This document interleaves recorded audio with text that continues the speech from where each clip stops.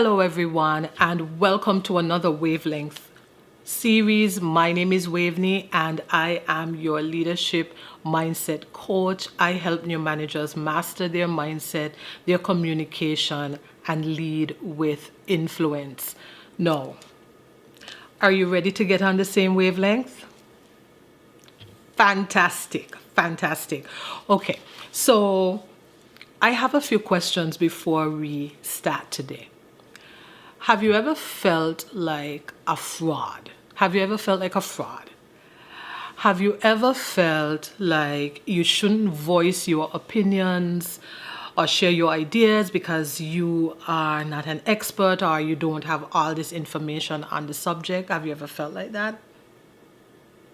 Have you felt like you shouldn't be in a particular role or position because you didn't finish high school or you don't know how to use, you're not an expert in Excel or whatever application, right? Have you ever felt like, I've made so many mistakes, so why me? Have you ever felt any of these things? If you have, then you may be experiencing imposter syndrome. And this is what we're going to talk about today. When I was thinking about, what can I share with the audience? What can I share with my audience?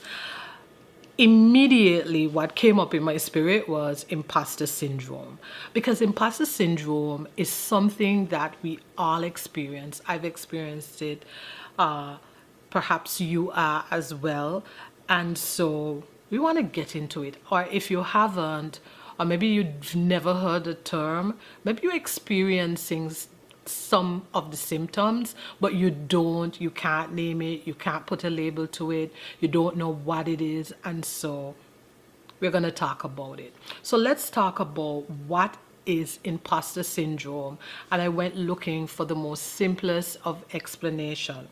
And imposter syndrome is really just a belief that you're not as competent as people perceive you to be, despite the fact that you have the experience, you have the qualifications, and you have the achievements. So let me repeat.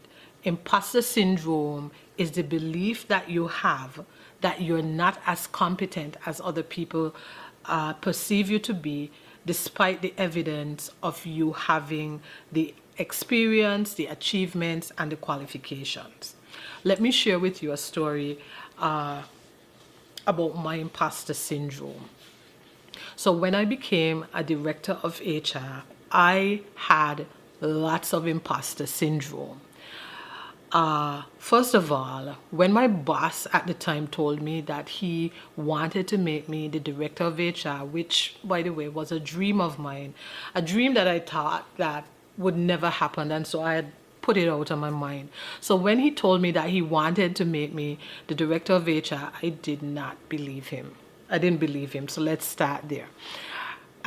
He made good on his promise, right? And so I was in the role.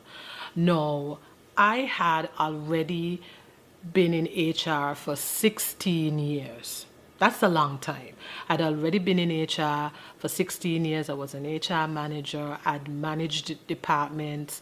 I had the experience in all aspects and facets of HR, recruiting, disciplining, separations, redundancies. Even at one of my jobs, it was unionized, and so managing that relationship. And so I had all this experience. I had already had my certification in HR. I was already a certified facilitator. I was doing all these things. I had all this experience, all this knowledge, and yet I was, one, afraid, and two, I was doubting, right? So what I would do is maybe I would say every week, maybe at least twice a week, 3 times a week, I would be either WhatsApping, emailing my former boss, well, 2 bosses before, and I would be asking her, and I would be saying, hey, I have the situation, or hey, what do I do with this or that? And the funny thing about it is, almost always I would be on the right track. The only thing she did was add an additional layer, which would have been because of her experience, right? She would just say, hey, maybe you want to look at it this way or consider this viewpoint, but you're doing great, Wave, you're on the right track, right? And what I was doing is I was focusing a lot on what I didn't know, which was very small compared to what I did know, right? And my experience. I was also focusing on the fact that I received any training when I went into the role, discounting all the experiences that I had already, right? Sometimes we think that, yes, when we get into a role, it's great because we want people to show us, but many times the road to that position or the road to where we're at, right? That is our training ground. You know, there's a saying that goes, it's not about the destination. It's not about the point when you reach. It's about the journey, because the journey is where you learn, you get your experience, that you are transformed, right? So I discounted all of that and was just focusing on the fact that, hey, I didn't get any training. And I was also focusing on the fact that, you know, I know this role is different, but what is it? How is it different? And so I suffered a little bit with a lot with imposter syndrome when I first started, until I recognized that, hey, I know what I'm doing. I know what I'm doing. And so what I want to do is I want to share with you some statistics about imposter syndrome that I pulled up. So, and it's important. These statistics is important because if you're experiencing it, you want to realize you're not alone, because sometimes we feel like we're going through things and it's, I am the only one that's going through it. Just because nobody else is talking about it, it doesn't mean that you're the only person. People don't want to talk about things they're vulnerable, they feel vulnerable about, especially if they don't know you, and especially if you don't have that relationship. So you'd be surprised, many people, they're going through imposter syndrome, and they just mask it, they don't talk about it, it shows up differently, right? And so let's talk about the fact that 71% of US CEOs experience imposter syndrome. And I felt like this was important because even at a CEO level, you see that people experience imposter syndrome. And this Khan and Ferry, this is from a Khan and Ferry survey. So you may think, oh, it's because I'm just a new manager, it's because I'm a supervisor, it's because of my level. No, it's not that. 71% of US CEOs have imposter syndrome. Okay. Then you have women experience imposter syndrome more, right? And this says 43% of young women ages 18 to 29 report that feelings of self-doubt describe them well, compared to 36% of young men, right? And then more than half, 55% of young women report feeling they are not good at their job at least once or twice per week. Well, we know this is all over the internet. I feel like this is just very specific, but I do believe, and I saw it today actually, on a coach that I follow, her Instagram. She's really popular, and she had a picture and she's like What do you think is missing? And she had a statistic. I didn't know where she got it from, so I didn't really want to include it. But I think it was either 80% or some kind of high percentage of women experience imposter syndrome more than men, right? And sometimes men have this goal, not saying, sorry guys, not saying that you guys don't experience it, but for women it's different, and it's different because it's layered in with, how some women, some of us were socialized, how we were raised, and the expectations and so forth and so on, right? Then the next one is 52% of first level supervisors and managers struggle with imposter syndrome. So it says 52% of first level supervisors and managers struggle with imposter syndrome, along with 49% of mid-level leaders, right? And of course, when you are, let's see if I want to share anything else. Of course, there's also a statistic that first-time managers experience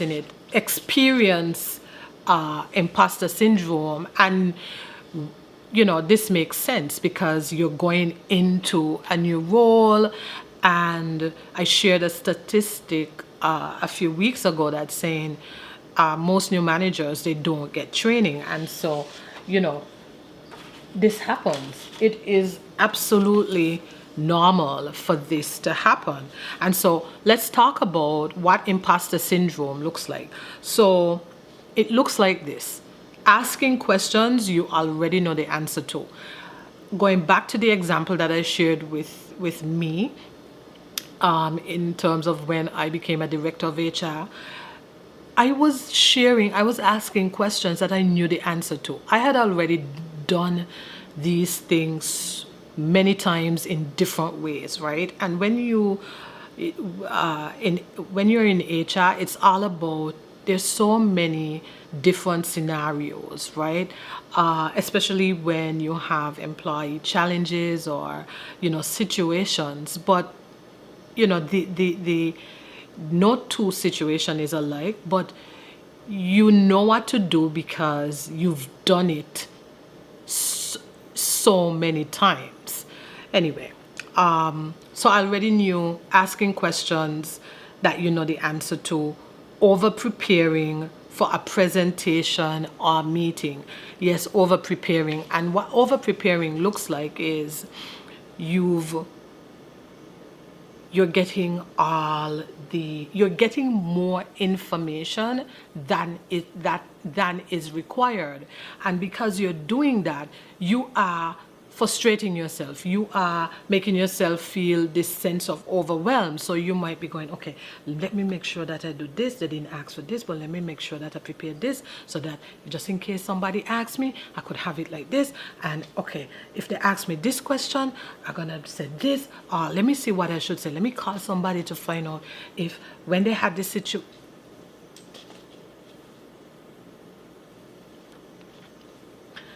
This is what you do. This is what you do. You over prepare for a presentation or meeting. Keyword, over prepare.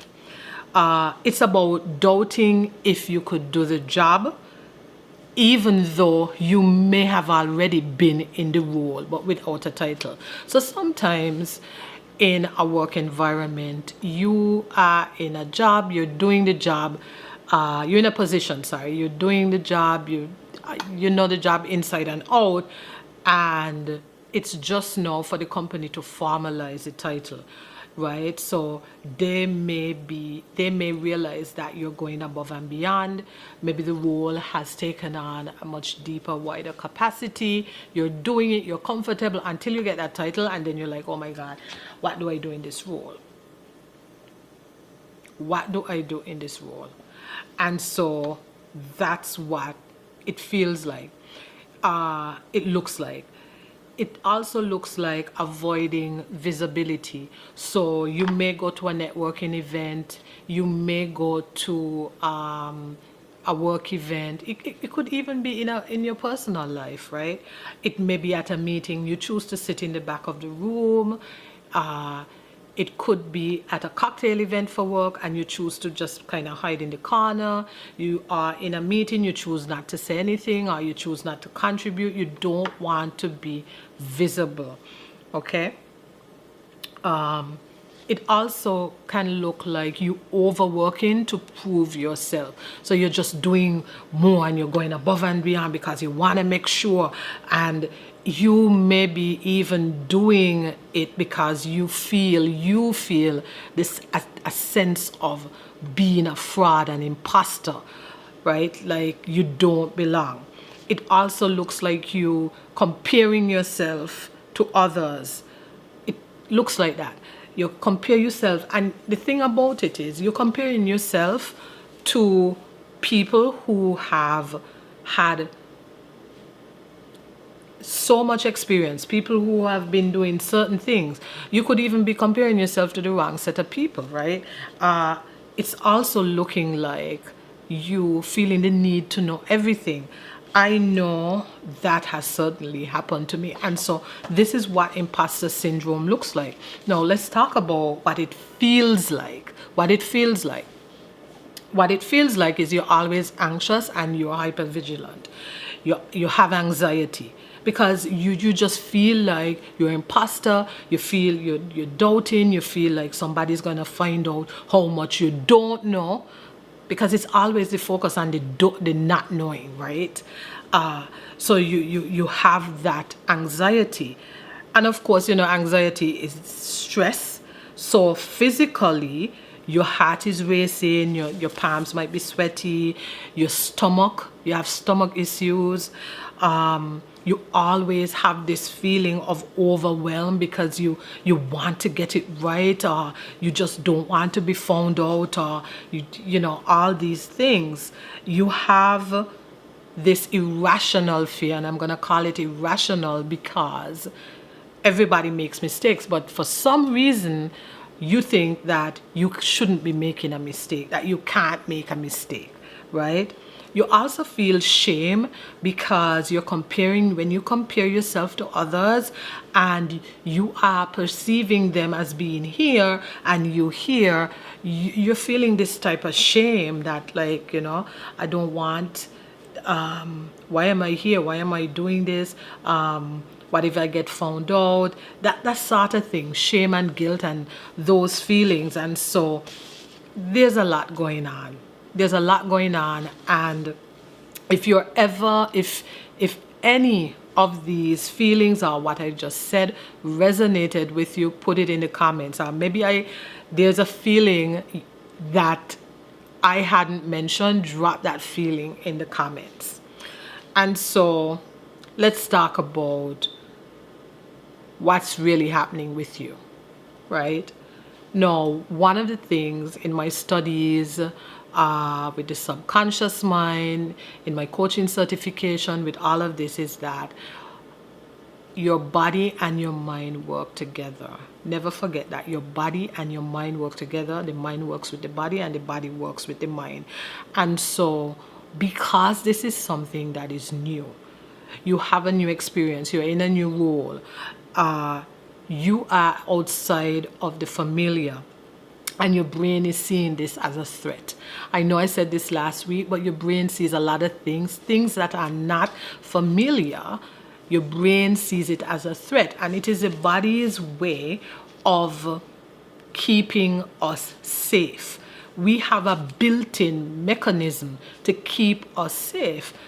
The problem comes when we are not conscious enough to recognize that, hey, this is just something that is new for me. It's when we don't have that language or that awareness, right? When we just run on autopilot and we just feel the feelings and do the things, and we're in a constant loop, right? That's when we can't pull it back. But we have, our bodies are beautifully designed It's just knowing how to work with it, right? So it's new, it's different.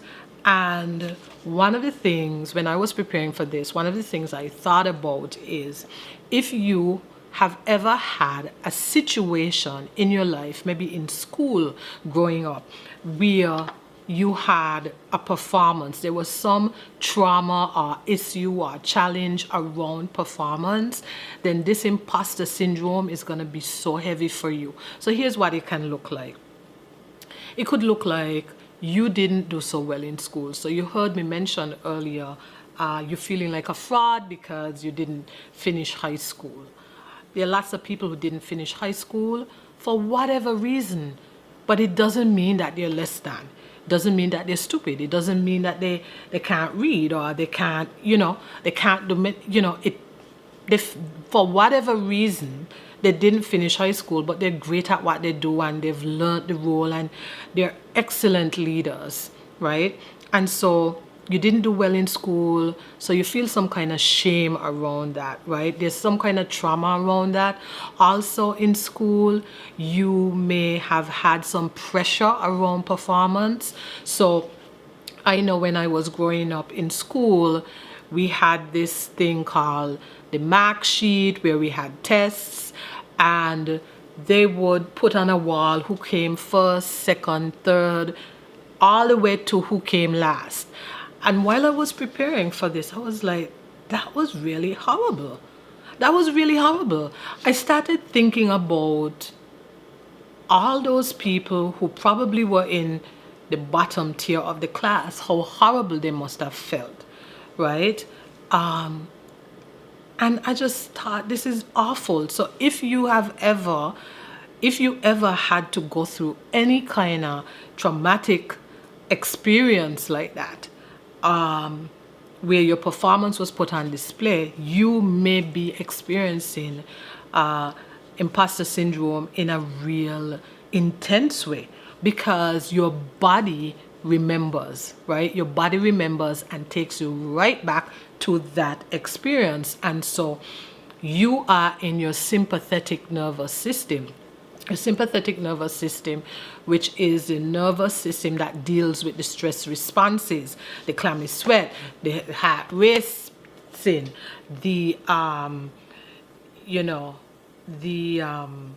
your stress levels, all of those internal mechanisms, you're in your sympathetic nervous system.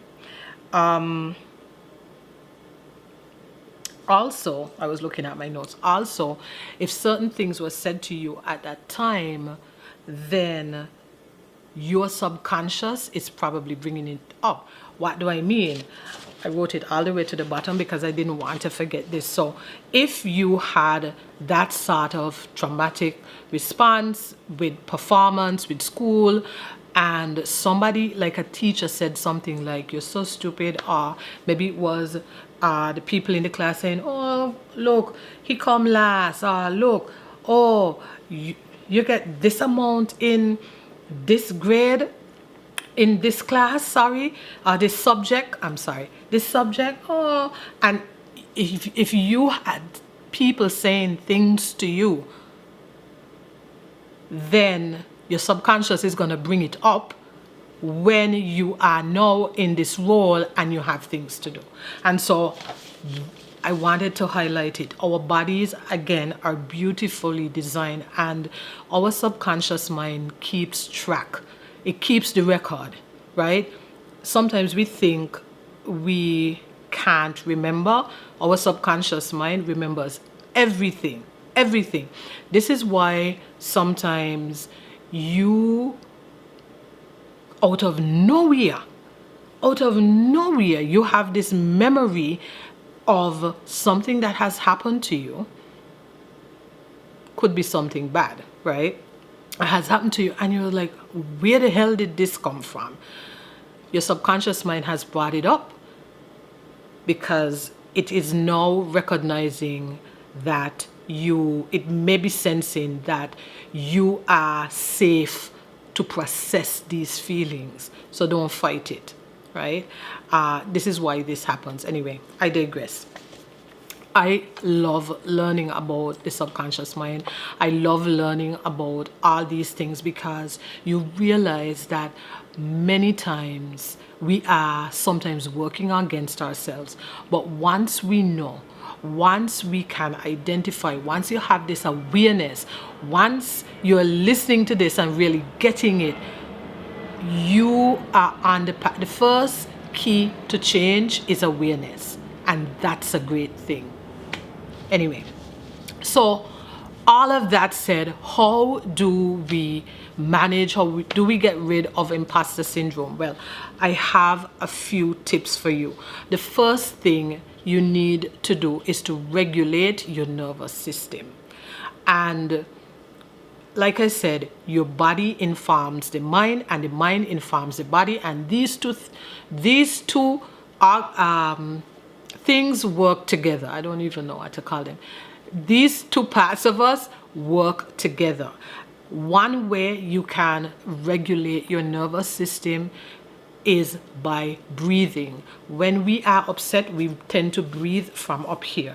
You want to ground yourself. And when I say ground yourself, you want to sit in a chair or sit on your bed, maybe a bed, not so much, but you want to sit where your feet is hitting the floor. You want to close your eyes and you want to do deep belly breaths. And you want to inhale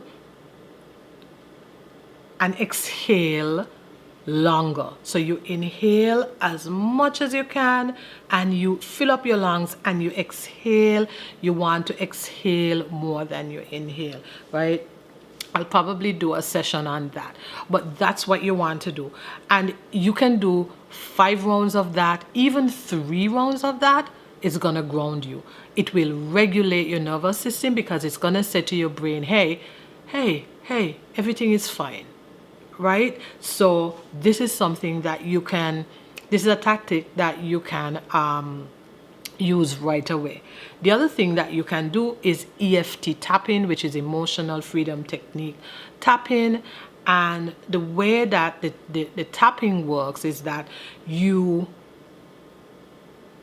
bring up the problem. So you want to feel the feeling. Whatever feeling you are feeling, you want to feel that negative feeling. You feel that negative feeling, and what you're doing is you are tapping through the acupuncture, they call it the acupuncture, or the meridian points in your body. So you're bringing up the feelings in your body, but the tapping sends electrical signals throughout your body that tells your body that you are safe. When you are tapping, you first want to tap on the problem. So you're going to talk about the problem, whatever it is, while you're feeling it. You tap through the problem, talk about it, and then you want to tap through the suggestion, which is the positive feelings or phrases or affirmations after. And I guarantee you it works all the time. I have some videos of it on my YouTube. I'll probably do something separate on that. Someone reached out to me the other day and said to me, you know, on my WhatsApp, I've seen you doing this. Does it really work? Yes, it really works. Yes, it really works, right? The other thing that you want to do as well is, I had this for number 7, but actually, let me just go in order that I have here. So the other thing that you want to do is to journal, right? You want to journal about a time that you did something new. I love journaling. You want to write it out, because usually when we have imposter syndrome, usually when we are in a fight, flight, and freeze response, when we are not thinking clearly, you know, we need to regulate. So you self-regulate, and you want to journal out a time that you actually did something was new for you and you mastered it. I could tell you a few things right now that you have done in your life that you were new and you mastered it.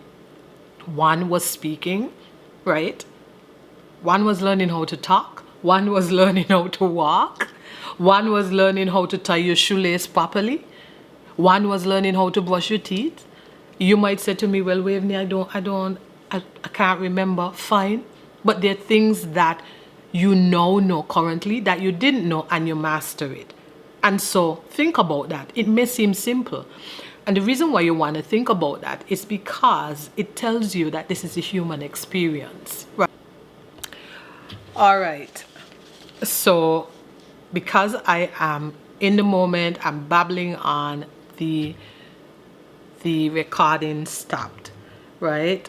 So I was talking about journaling. I think you get the point. This is a human experience. The other thing that you want to do is record your wins. It's the same thing. Record your wins. Keep a weekly tab of the things that you did well, that you are proud of. I know it sounds very basic, but it helps you, because when you get in these moments where you feel like a fraud, you feel like a failure, you feel like, why me? I don't have the experience. If you look back on your wins, you will realize that this is a huge lie. A huge lie. Right? As the church people said, the devil is a liar. Right? This is a huge lie. So you want to record your wins. The other thing, and this is so powerful. This is so powerful because I think that new managers or people just need to hear this more often. Give yourself permission to learn. Give yourself permission to learn. You're new. You're a new manager. You're new in the role. That's what you're supposed to be doing, learning. Or even if you stumble upon this and you are doing something new and you have whatever you have the imposter syndrome about, give yourself grace. This is what happens when things are new. I remember I had this epiphany, right? Where I was in this program, I was doing this course on emotional intelligence, Daniel Goldman's course on emotional intelligence. If you haven't heard of it, if you haven't, it's amazing, right? And I did it. And we had this, it's cohort style, right? It's cohort style. And we had this session where we were talking about a difficult situation at work, and I was sharing about it, and I was like, but I didn't know what to do. I don't know what to do. And I was sort of beating up on myself. And a lady was in that program who was a coach, and she was just taking the class to, supplement, to gain more knowledge, just like I was. And she said to me, but Waveney, if this was a new experience for you, why do you think that you should know what to do? How would you know what to do if you've never gone through it before? And that liberated me. And I hope when I say this, it liberates you as well. Because many times, especially high achievers, especially people who are go-getters, we tend to believe subconsciously that we're supposed to know everything. You're not supposed to know everything. We can't know everything. So give yourself permission to learn. Right? And then, this is supposed to be 6, but I think I mentioned more than 6. Work on your identity. Work on your identity. Now, the reason why the imposter syndrome is coming up, one of the reasons, is because of your identity, who you believe yourself to be. Let's pull this back. We're talking about persons as new managers. I use the term influential leadership. I use the term influential leader. You want to look, what is the identity of an influential leader? What is, if you're saying, well, I don't know what is an influence. Okay, what is the identity? Think about someone who is in a leadership role that you admire, right? What is their identity? How do they speak? What do they believe? How do they dress? What are their values? You have to tailor it back to the identity. It all starts with identity. Right? It all starts with the identity. You are an influential leader, okay? And before I get into that, many times you find that when people get into management role, your new management roles, they're still operating as their previous role, which is an individual contributor. We call them individual contributors, which means that before you got that leadership position, that manager position, you were part of a team, you were just like everybody else. You were responsible for your results. You cannot perform, behave above your identity. If I'm, let me bring it more simple. If I am someone who, let's use somebody who cheats. Sorry, not me. Let's use a man who cheats. Sorry, men. Or someone who cheats, right? They cheat, they don't, a cheater, somebody who cheats. Well, somebody who cheats, they don't really believe in having one partner. They really don't value women's or whoever. They don't value the feelings of the other person. They most likely are operating from a selfish standpoint. So to expect someone who cheats to be in a faithful relationship is like you're mixing oil and water. You understand what I'm saying? You're mixing oil and water. It cannot happen. And so if you want to change yourself, if you want to change something about yourself, you have to change your identity. And so what you do is you got to look for the values, the characteristics, how that person carries themselves, what do they believe, what they think, and operate from that place. You integrate it, so it becomes a part of you, and so you are able to now operate from that higher playing field. And so when you think about an influential leaders